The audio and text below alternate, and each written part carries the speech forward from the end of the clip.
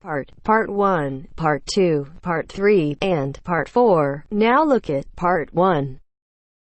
Part 1. You will hear a conversation between a travel agent and a customer. First, you have some time to look at questions 1 to 7.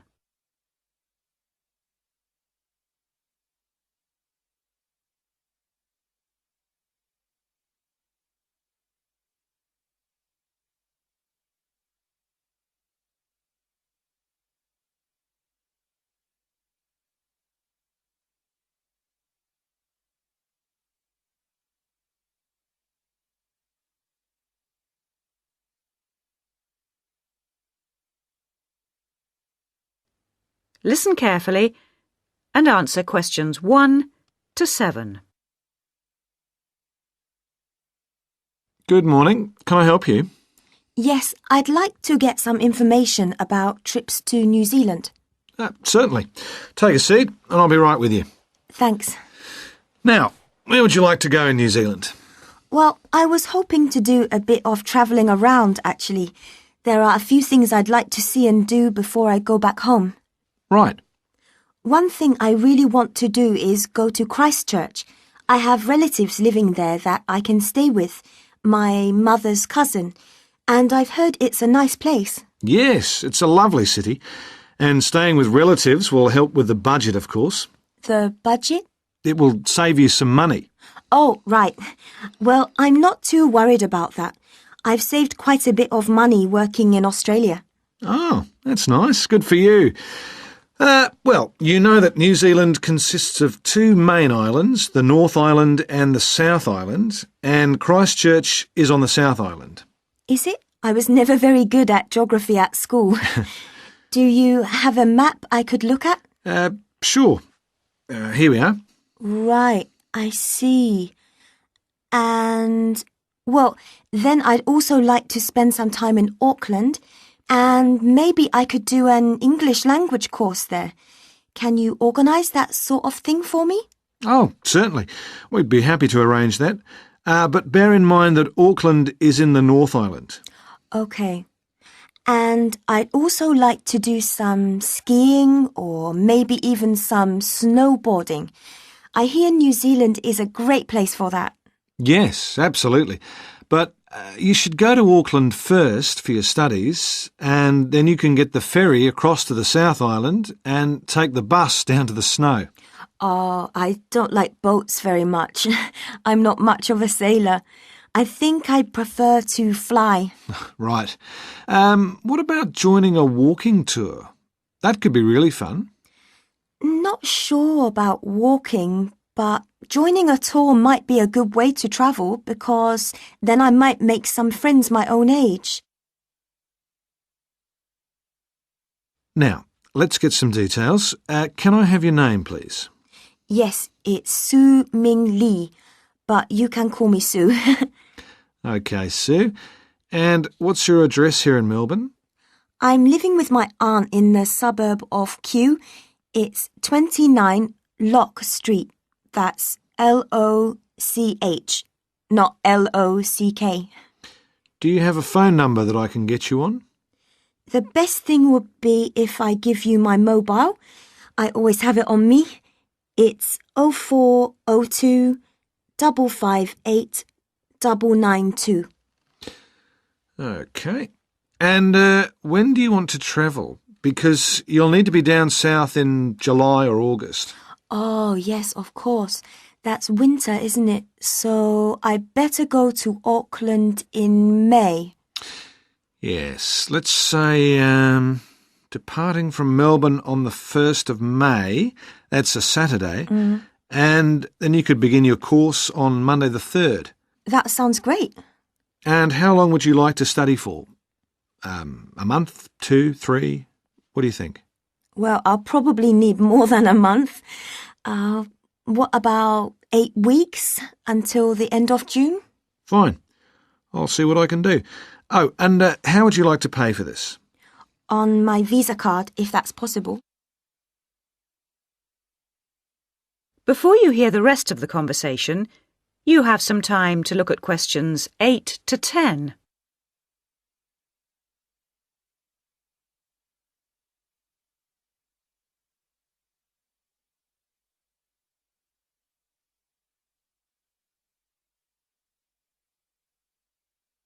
Now listen and answer questions 8 to 10.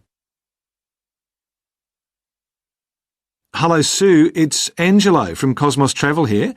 I've booked your flight and I've found you an English college called the Harbour Language Centre. Great. Where exactly is that? Well, have you got that little map I gave you yesterday? Yes?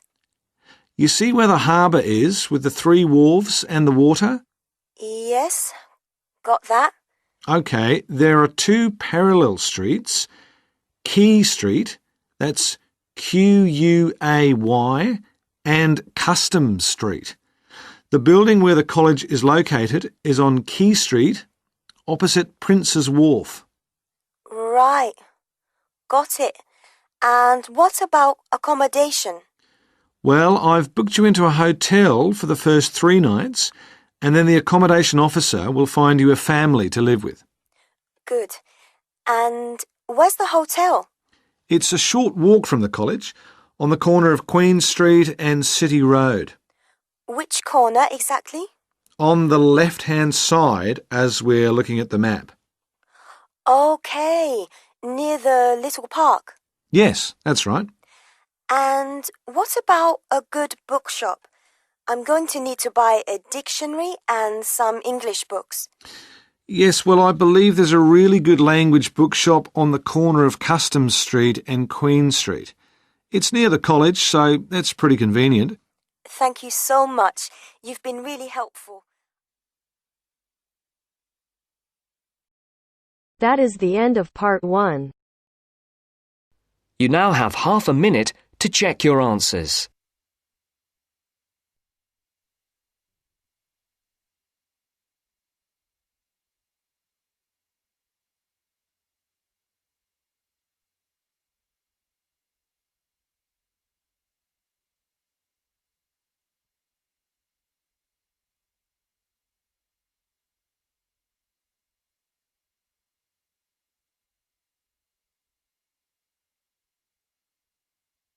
Now turns to part 2. Part 2.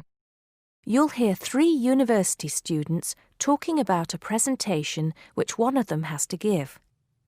First, you have some time to look at questions 21 to 24.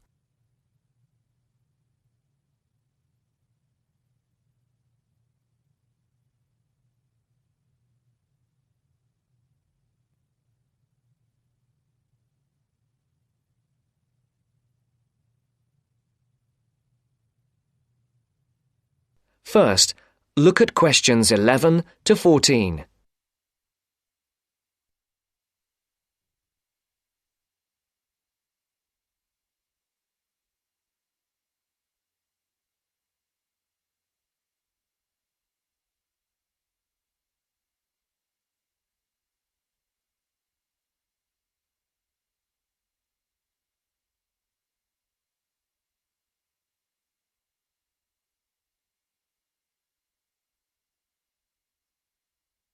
Listen carefully.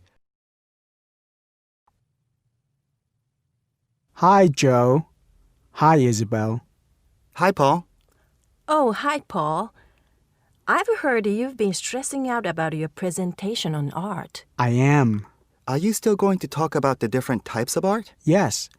Well, I was planning to, but there's so much stuff on the subject that I'm finding it difficult to put it all into one short presentation.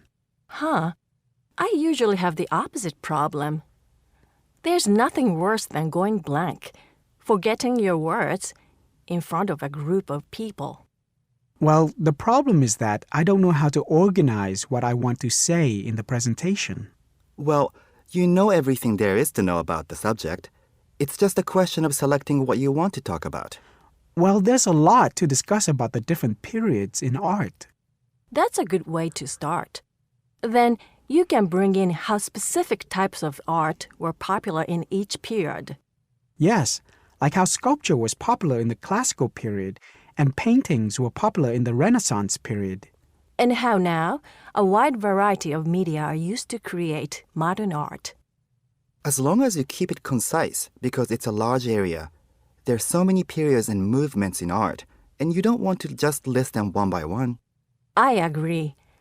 An explanation of the movements and periods in art wouldn't be too long. You're right.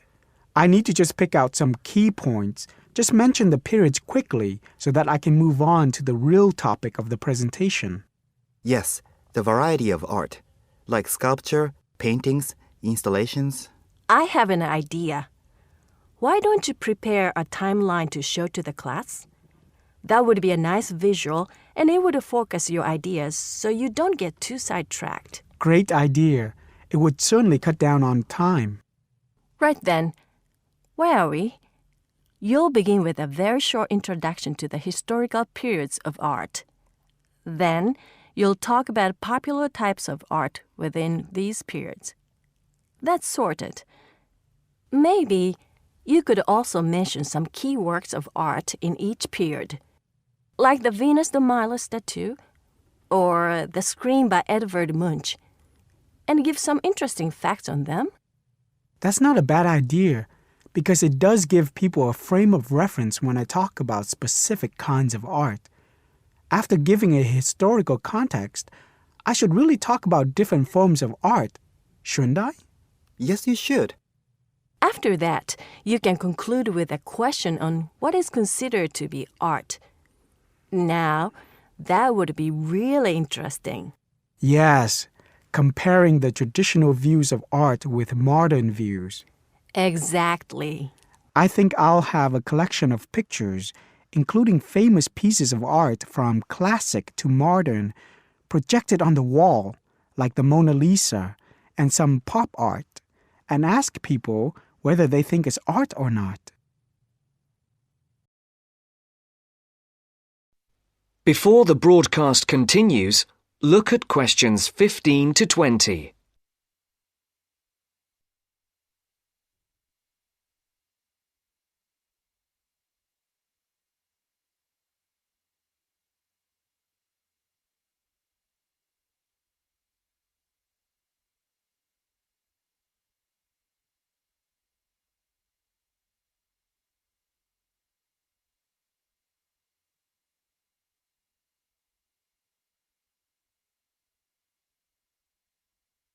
You will now listen to the second part of the talk.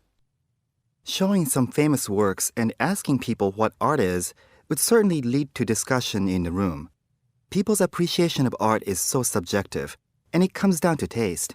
That's what I'm hoping for, some disagreement to liven up the presentation. And you could stick in some really controversial ones like graffiti and modern art installations in between pieces of art that are universally accepted, like the work of the Renaissance painters. Sounds good to me. I have to say, I really don't understand some modern art myself. There was one recently that was just a pile of rubbish. It doesn't require much skill to create, does it? And what does it mean? There's no point to it. Actually, Joe, I like some modern art. It makes you look at the world in a different way. Artists now have the freedom to express themselves completely. Yes, but there is an idea now that anything can be art. I've heard of paintings being sold for large sums of money, which have been done by small children and animals. Now that's ridiculous. Oh, you could find one of those paintings and put it in your presentation, couldn't you, Paul? That would really be interesting. Well, Paul, what do you think? I like it. Just thinking. I'll need to do some more research to find pictures for the slideshow. Yes, we can help you, can't we, Joe? Of course. If you go to the fine art section of the library, I'm sure you'll find everything you need. Just ask the staff and they'll give you access to a slide bank of hundreds of famous works of art. And if you still can't find what you're looking for, use the library computers to go online. There are lots of images on the internet. Of course, you'll need to use a search engine like Google, but it's dead easy. Thanks, guys. I'm feeling much clearer about the project. Your ideas have been really useful. I think I should end with a quote of some kind by a famous artist. What do you think? That's a good idea. Now let's go to the library and see what they have. That is the end of part 2. You now have half a minute to check your answers.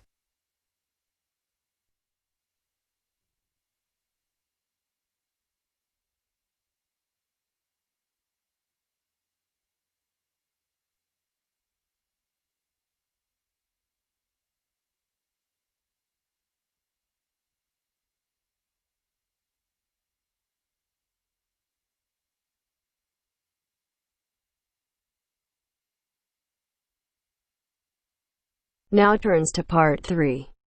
Part 3. You will hear a conversation between Caesar and a welfare officer. As you listen, answer questions 11 to 20.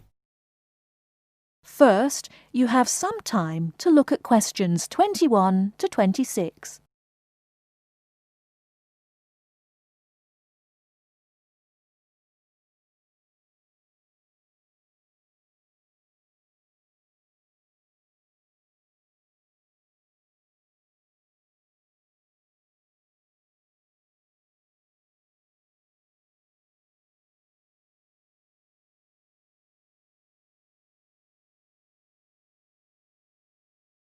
Now listen carefully and answer questions 21 to 26. Good afternoon. My name's Cesar Bautisto. Hello, I'm Wendy, one of the welfare officers. Can I help you? Yes, I have to move out of my accommodation in 2 weeks, and I can't find anywhere else to live. Okay, I'll need to know some details about your current situation. I'm an overseas student from the Philippines. The college gave me a temporary room for 1 month. I can't find anywhere else, and I have no money. Have you told the college about your position, or asked them to let you stay longer in your accommodation? No, not yet. I didn't think that would be possible. Well, we can contact the accommodation service on your behalf to see if they'll let you stay a little longer, until you can find an alternative. Thank you. But I'm not sure that I can find another place, as they all ask for money before moving in, and I don't have any. Yes, it is usual in this country for landlords to ask for up to a month's rent in advance. Don't you have any money at all? Hardly any. I'm waiting for my grant cheque to be sent from the Philippines at the moment. It should have been here for me to collect when I arrived in Britain, but it seems to have been lost. You can apply for emergency loan from the union if you want. The loan can be for up to £200, and we ask for a post-dated cheque for the same amount to be given to us, so that we can recover the money once you receive your grant cheque. That would be very good.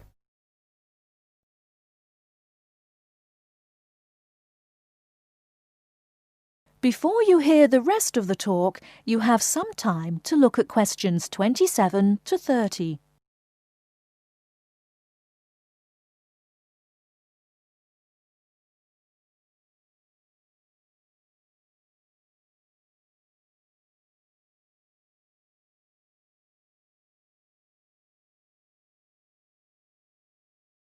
Now listen and answer questions 27 to 30. I'll apply, but I'm still worried about how to find new accommodation. As I said earlier, we can ask the college to extend the time you're allowed to stay in your present accommodation. They may refuse, of course. Then what will happen?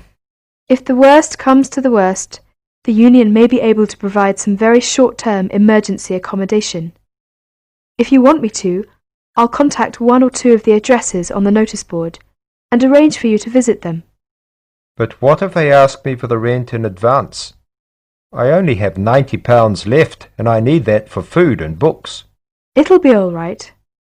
By the time they actually need the money, we'll have your emergency loan ready. Just fill in this application form and write me a cheque for £200, please, payable to the student union. Right, I'll do that. Thank you very much for your help. I'm feeling more optimistic now.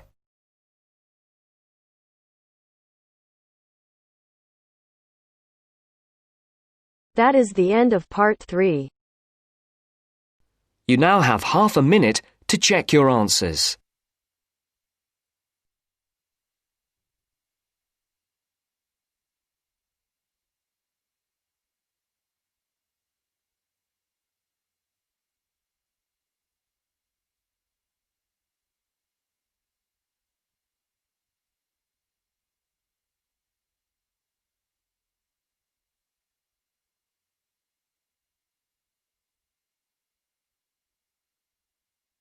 Now turns to Part 4.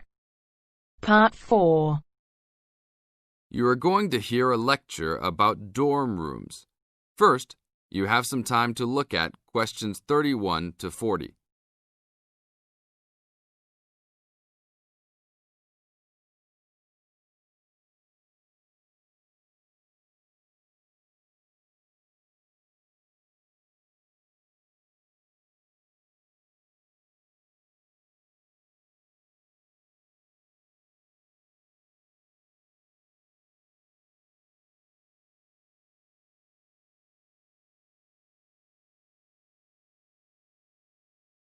Now listen to the tape and answer questions 31 to 40.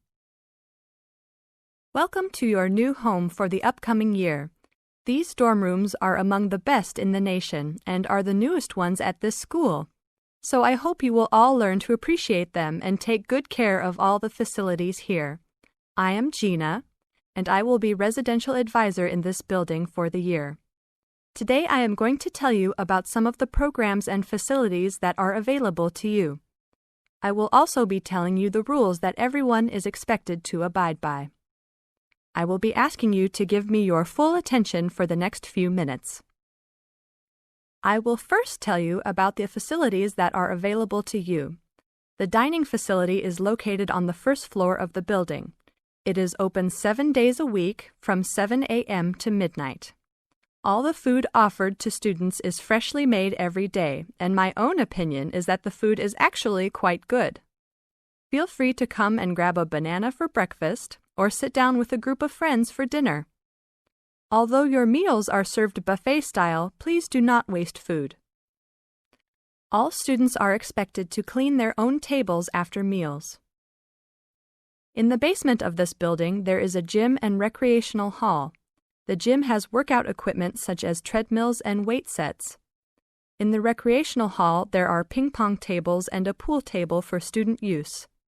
You must sign in when using this equipment, and you will be held responsible for any damages or losses. The gym and recreational hall are open daily from 10 a.m. to 10 p.m. There is a kitchen located on the second floor of this building. Your dorm key will open this door. Inside there is a refrigerator, a microwave, an oven, and a stove. This room is open 24 hours a day, 7 days a week. If you decide to cook a meal, please be considerate to all the students and clean up after yourself. You can use some food in here, but please do not make a mess. Some students do end up having their food eaten from the fridge, so be careful. Don't leave anything that looks like it tastes really good. Do not leave pots and pans lying around in the kitchen. Please store these in your room. There are many programs being sponsored by our building this year. One of the most popular is our Saturday morning outings. In the past years, these trips have included going fishing, hiking, cycling, ice skating, and even going to the beach. There will be a listing of scheduled events coming out soon. The university sponsors these trips, so transportation will be provided. However, there are usually some costs associated, though they are usually minimal. Our building also has a volleyball team. All students who live in this building are welcome to join. Last year we won first place in the dorm league. Please sign up at the front desk if you are interested as soon as possible, as there are only 20 spaces available based on a first-come, first-served rule. The last things I want to talk about are the rules of our building. I know rules can be boring, but they are necessary to ensure the welfare of everyone living here. First, noise levels must be kept to a minimum after 11 p.m. Many students have early classes, so for those of you that have the luxury of sleeping until 10, please don't stay up late making lots of noise. Secondly, all visitors must sign in at the front door. Even if you have friends that are regular visitors, they must still always sign in. This rule is to prevent theft and robbery from occurring. Thirdly, alcohol and drugs are not permitted in this dorm in any place or at any time. Lastly, just be safe and have a great time. University is the greatest time of your life, so make the most of it. Thank you all for your attention. That is the end of Part 4. You now have half a minute to check your answers.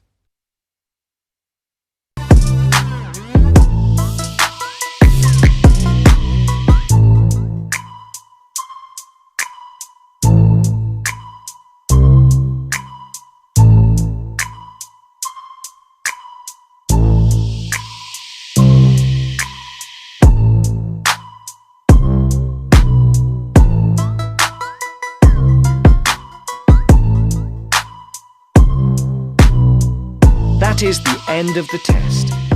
You now have 10 minutes.